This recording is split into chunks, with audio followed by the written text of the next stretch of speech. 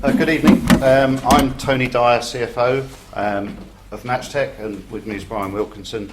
For those that don't know us, we're a technical recruitment business based on the South Coast.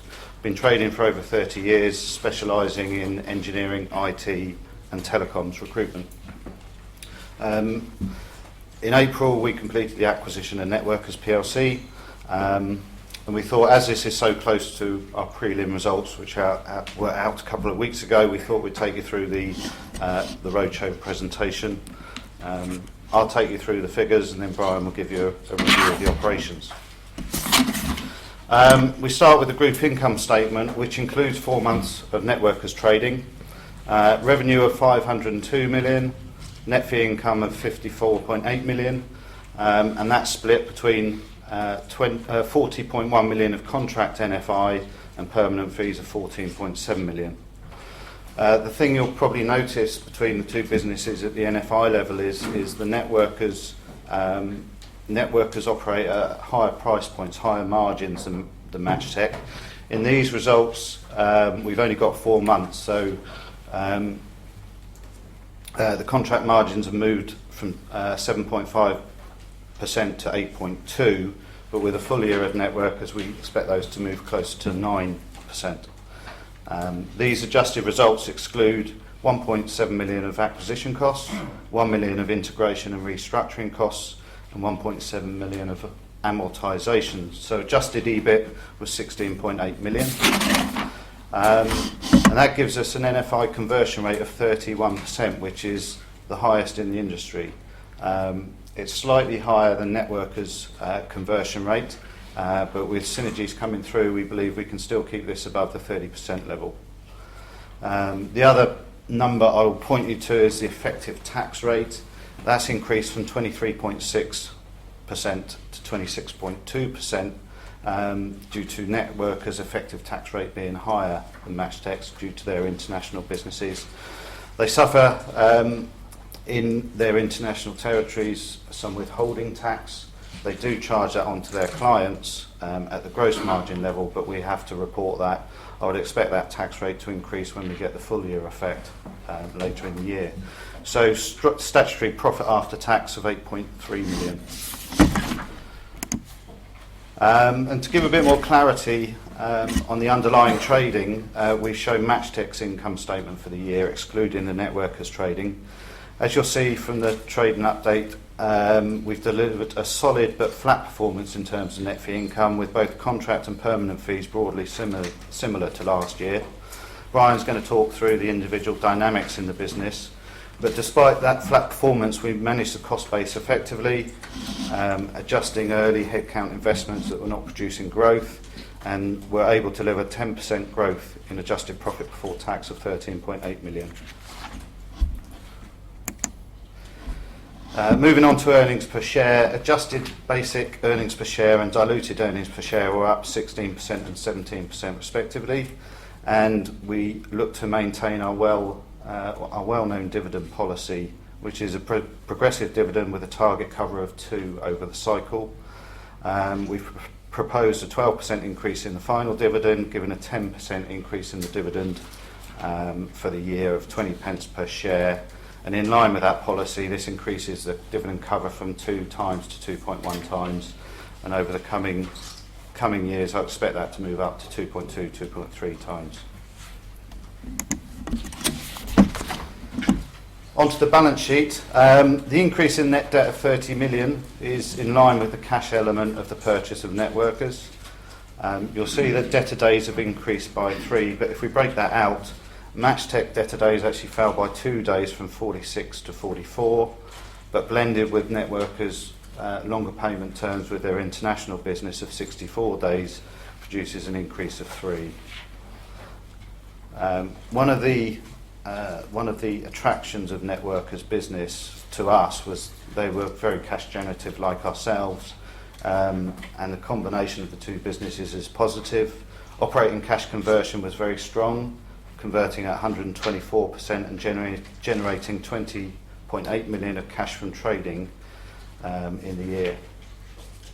The increased net debt is well covered by our banking facilities. We have 95 million of banking facilities with HSBC, and we pay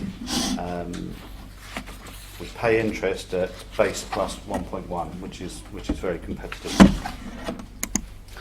This is just a graphical representation of the cash flows in the year. As you can see, the cash outflows on the left-hand side from the acquisition, and in the middle, the cash generated from trading. And we believe that with the cash generative nature of our business, we can pay down that debt within 2 to 3 years. This is a 10-year performance summary slide, and really the numbers to look at the bottom. You can see our conversion ratio over the years from NFI to profit, which I said was the best in the industry. Pre-recession, we were above 40%, but at that time we were a single-site business, very operationally efficient. Since then, we've diversified, been through a recession, but you can see we're rebuilding that cover. We've got a target of in the midterm to get that back up to about the mid-30s. Because of the structure of the business now, we don't think we'll get that back up to the 40s. And also on that slide, you can see the progressive dividend cover since the recession, but we did maintain the dividend throughout that recession. And then onto the integration. When we looked at Networkers, we felt the two businesses were culturally aligned. And as we progress through the integration of the two, it's more and more evident that that's the case. We've reorganised the teams and have not suffered any unplanned senior management losses through the process. And we've identified and delivered 1.3 million of annualised cost synergies already. And there's further rationalisation of the back offices to go, so we expect to be able to report more in the coming months. It's important to note, though, we have reinvested some of those synergy savings. There's areas of the business which were probably under-resourced, so we've taken those savings and are investing in the parts of the business that will help us grow, particularly in regional management, business development and connectivity of some of the overseas offices. So I'll hand you over to Brian. Thanks, Tony. So as Tony said, we're a specialist recruitment business. One of our strategies is to sharpen the focus. So what we try to do is find the most attractive niches within each of the distinct markets we're in: engineering, IT, and telco. So steady is really the word to describe this performance. Obviously, we've been through a big acquisition. NFI, as you can see from the chart, is flat year on year for the group and the component parts of it. That said, during the year we did increase productivity. NFI per sales head grew by 6% to £164,000 on average, which again is the highest in the listed recruitment sector. So looking at what was going on below the surface in those businesses, this is engineering, the biggest part of the original Matchtech business. Overall, our engineering business grew by 6%, although in total it was flat. You can see that the biggest area of growth was infrastructure, which grew by 30%. And rather than going through each of these individually, perhaps if I move on to the next slide, we can talk about each of these sectors in a bit more detail. So infrastructure, as I said, continues to boom for us in the UK.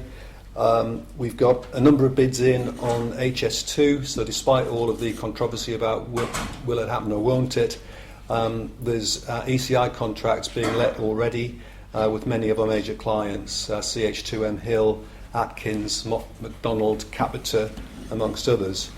We're doing an awful lot of work on smart motorways, which actually has some interesting implications for our new involvement in telco and related connectivity. And internationally, we're working on Hong Kong International Airport, amongst other projects. One feature of the infrastructure business that we're noticing at the moment is that the use of SMEs is increasingly being mandated within tenders. Crossrail, HS2, the Thames Tideway, they've all committed to allocate up to 30% of the work to SMEs. and we're seeing the benefit of that in a more diversified client base and higher margins.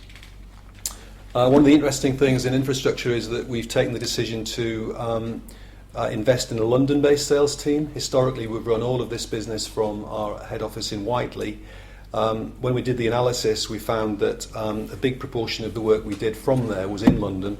So we've put a team into our London offices, and we firmly believe that being closer to our customers is going to pay off for us in the future.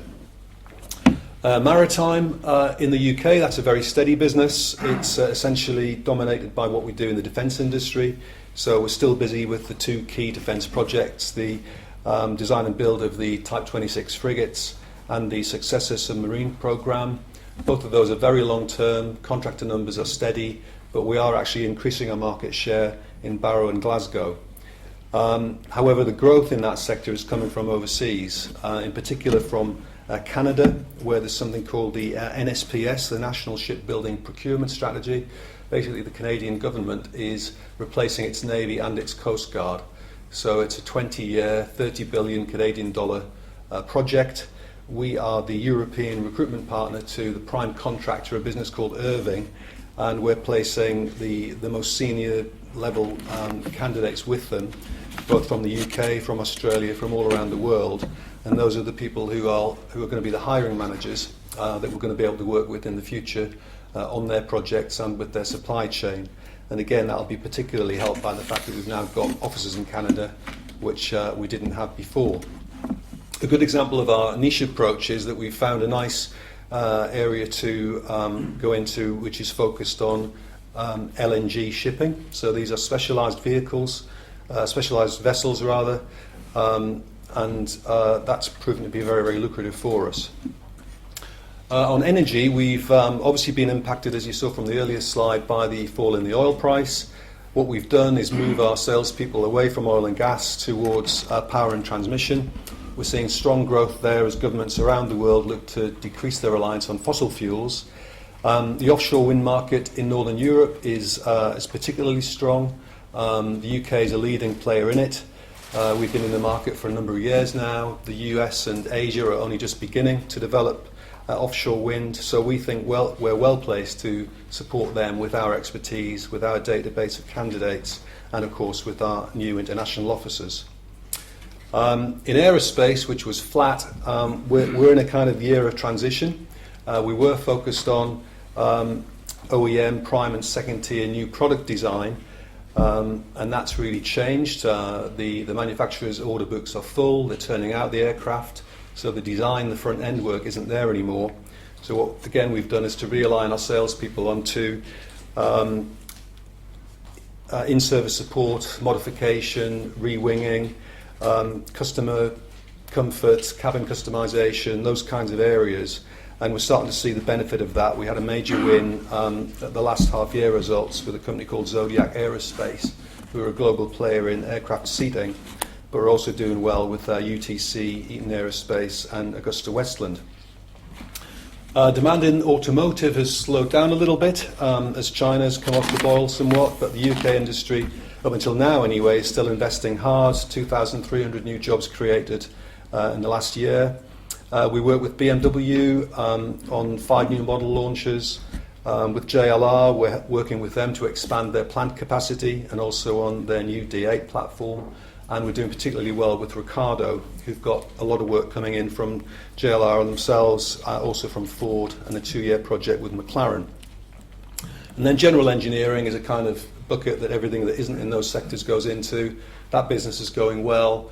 We're seeing a lot of work coming back onshore to the UK as manufacturers bring it back to get better control of quality. And we're also seeing a lot of work from the utility firms installing smart meters.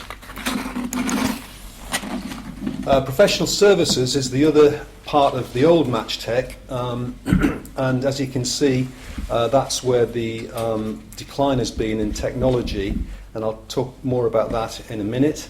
Professional staffing is a business where we had offices in Whiteley and London, and during the year we closed that London office, which was loss-making, which you can see in the third row down. In IT, Our corporate accounts business did well. This is a regular sort of portal-based business where we've got a low-cost delivery model, a lot of volume going through. We retained our place on the NHS framework agreement, so we're a top 10 provider of IT contractors to the NHS. As well as that corporate accounts business, we have various specialist market teams, and really that's where the problems are. Our ERP team did well, but performance in the other markets was weaker. So in acquiring Networkers, which also has an IT business, we've brought those two businesses together. That's given us the opportunity to rationalise management and take some cost out, which in a business with problems is always a positive. But really what we're in the middle of now is reviewing the strategy of the combined operations. As I said in my introduction, it's all about finding the most attractive niches, and at the moment we don't think we're in the right place. And then on skills markets, we've really refocused the people there on our core engineering business. So they're supporting our customers in engineering with various professional services, job roles, so finance people, HR people, procurement people, and then the skills business is also working with assessors for apprenticeships and welfare to work programs, and both of those businesses are going well. Moving on to Networkers, telecoms is the biggest part of their business. And again, in the interest of time, I'll just move on to each of the three sectors in more detail. Networkers, it's a 15-year-old company, been in the telecom sector for all of that time. It's the market leader in providing skilled technical resource to the industry's leading vendors, operators and service providers. It's got a particular focus on the emerging markets of Africa, Asia and Latin America. We work with mobile, wireless and fixed line clients, and we provide cross-border recruitment services in over 100 countries. Telecoms is a rather a cyclical business compared to some of our other businesses, and there has been a hiatus in growth over the last few years, but our timing actually has been very good. 4G rollouts had stalled. We're starting to see them pick up again, and we're seeing growth from our key accounts as they carry out upgrades and swaps. We're also noticing, which was a bit of a surprise, a resurgence in the laying of fibre cable. Basically, they've reached capacity in the US, so we're working with Ericsson, who are our biggest telco client, who in turn are working with Google, installing fibre on the West Coast. That business is growing very nicely. In the 4 months under our ownership, it grew by 5%. I'm pleased to say it's growing rather more dramatically than that now. And on the back of that success, we've moved up the value chain, which is another part of our strategy, by launching a permanent placement business, placing very senior C-suite level people in North America and Africa, which again is going well. Our Networkers IT business, rather annoyingly, also has its problems. We're investing in big data and cloud, and we're starting to see a return there. The core IT developer market's showing some growth, so we're sharpening our focus and concentrating on SharePoint and MSBI, again finding the right niches. Their major accounts are showing some signs of growth. A lot of their headcount in IT is fairly immature, in that 35% of it is in offices outside of the UK. Those consultants are now coming up to speed, and we're seeing much better results this year from the US and Singapore, just by way of example. So again, we're looking for the right niches. Areas like cybersecurity are looking very, very promising. Demand for cybersecurity experts far outstrips supply. There are only 103,000 people worldwide with cybersecurity certification, 68,000 of them in the US, and there's an annual requirement for 50,000 in the US. So you can see where those skills shortages exist. That's a very good place for us to be. So that's an area that we're working hard on developing a business in. Networkers' energy business is something that they moved into as a diversification strategy after the recession 5 or 6 years ago, and they've done really well in carving out a niche with renewables particularly. We've got a strong franchise with the European wind sector. That market's been growing very nicely, looks set to continue to do so. It's probably going to be on a par with gas within the next few years, so the removal of subsidies over the long term shouldn't be a problem. There are 9 UK offshore wind farms planned to start construction in 2016, and we've got supply contracts with most of them: Statkraft, Dong, RWE, SSE, companies like that. What's also interesting about that space is that many of the original wind farms are moving out of the warranty period. So we're seeing the emergence of a maintenance industry in this space. And again, we're well placed as a supplier to medium-sized companies like APRA Wind, MD Wind, and others. So that's a quick run through the various business streams. The new group looks like this. So we're still predominantly an engineering business, incorporating Barking-Mead and Alderwood, the professional staffing and skills businesses, balanced by IT and telco. We've maintained our healthy 70%, 30% contract perm split. It's great to have a perm business in the good times, and when the market's particularly strong, we could see that maybe going up to 40% of the total, coming down to 20% in poorer times. But 70-30 as an average, we think, is a good place to be. Interestingly, on the third row down, it's good to see 3/4 of our business in what I call managed accounts, client relationships where we've got a formal contractual relationship rather than a spot one. And again, that's an unusual characteristic within the recruitment industry. And finally, we've now got almost a third of our business coming from overseas, which is up from just 2% prior to the acquisition of Networkers. And we think this is the single biggest opportunity we've got in the next few years to roll out what we do so well here in the UK with a client base which itself has internationalised over the last few years, and basically follow our clients to their overseas markets and reduce our risk of being exposed to only one geography. So just an overview of the new group and how it looks. Increasingly global, half as many sales staff again as we had 6 months ago, and importantly recognised as a top 3 player in our chosen markets. So not part of the squeezed middle, not part of the long tail. There are 10,000 recruitment agencies in the UK, so it's very difficult to mark yourself out as different. So basically what we feel is that 2015 was a satisfactory year in which we've successfully completed a transformational acquisition and begun to integrate it. We've maintained sales, we've slightly improved our margins, and we've increased our profitability. But really 2016, this year, is where the opportunities are. And we're beginning to leverage the UK relationships we've got with international engineering firms in order to pick up their requirements overseas. And literally in the last few weeks, we've started to move people from our UK offices with the relevant sector experience to open up those markets for us. We've also been investing in our major accounts bidding function and our strategic sales team. We've got more resources in those areas now than at any time in our history, and our bid pipeline is looking extremely healthy. As Tony said, we've made a good start on achieving some cost synergies, but there's more to come.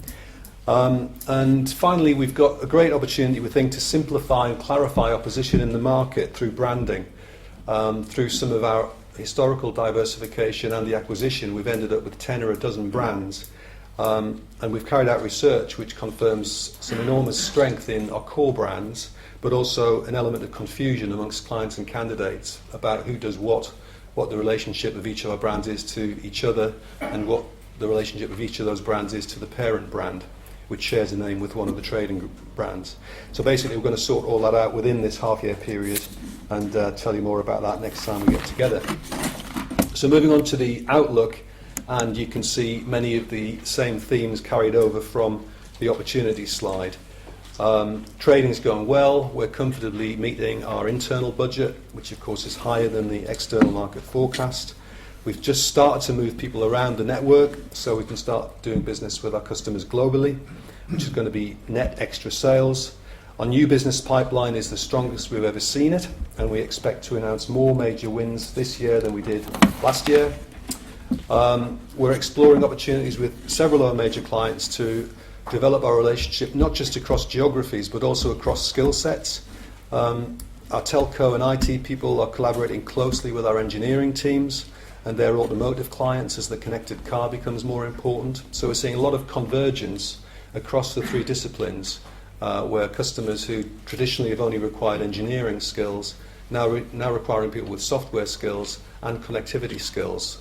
And we see ourselves as being the only provider with the scale and reach that we've got who specialises in each of those markets. So we think that convergence space is something that we can grab and claim and make our own. It's not just areas like automotive, even in more traditional areas like turbines, we're seeing that convergence. Systems are being built which give feedback to control centres on turbine performance over 4G, and they can control the pitch and the yaw of the blades remotely in response to changing wind speeds and directions. So there's a lot of exciting opportunity, we think, in that space. As I said, cost synergy is coming through nicely, and you'll see more of the next couple of half years. And we're investing some of what we've saved back into the business, increasing the capacity of our sales teams, investing in regional management, which is something that we've done to grow those international offices more rapidly, and making sure we've got the IT infrastructure in place to become a truly global business. So basically we think we've established the foundations, and we expect to see rather more exciting growth in the years to come.